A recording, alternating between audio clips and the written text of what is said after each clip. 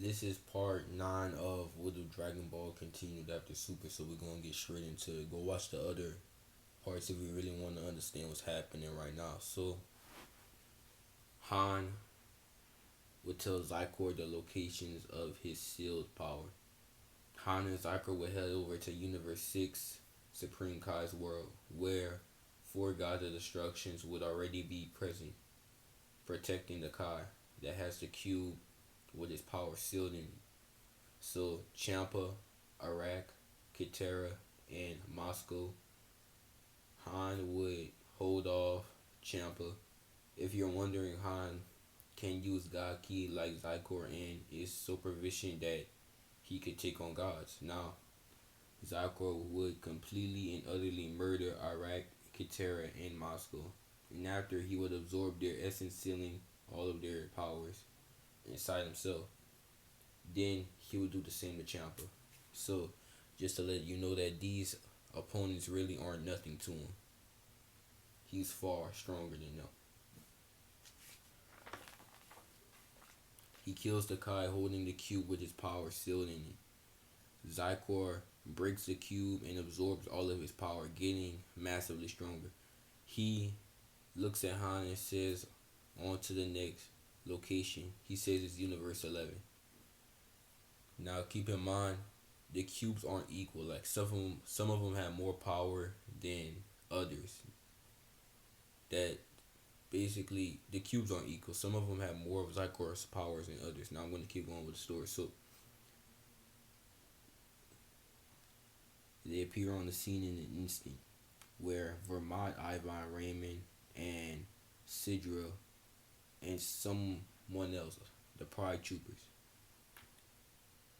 Xicor smiles and in a flash wipes them all out, but not really in a flash. He would toy with them for a little bit of conversation, because Xicor really isn't in no rush. Well, he is in a rush, but he knows he's gonna win anyway. So since he gained about 2/4 of his power, this really isn't anything. But a fighter that piques his interest is Jiren.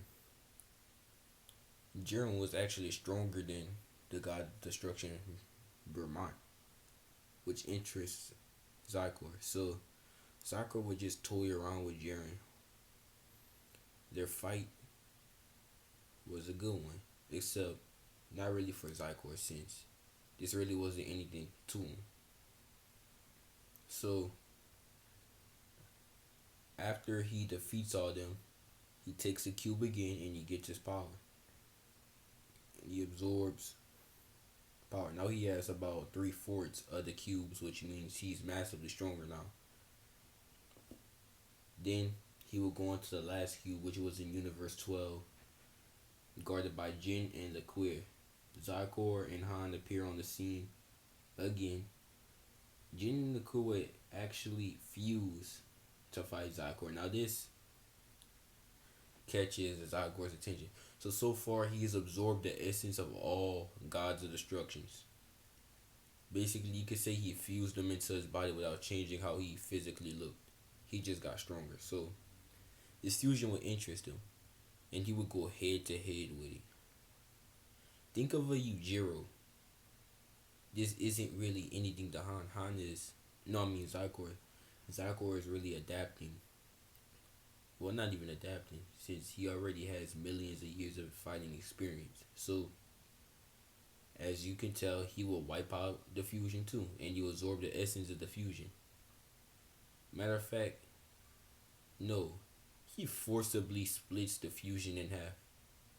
That's how powerful he is. He forcibly forced Jin and Liquir to unfuse. That's how powerful he is. Then he absorbs them, and he gets the last of his power by murdering the Kai that has it.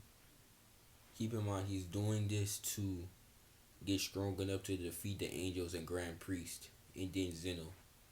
He figures that after he absorbs the key of the priest, I mean him and the angels, he figures that he'll be able to take on Zeno.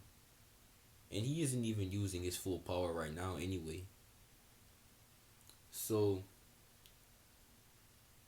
in his eyes, they're all ants to him. But This it's a bigger picture to all this. He isn't just killing them for fun. Now, this is the end of part 9. Part 10 will be coming soon. Like and subscribe.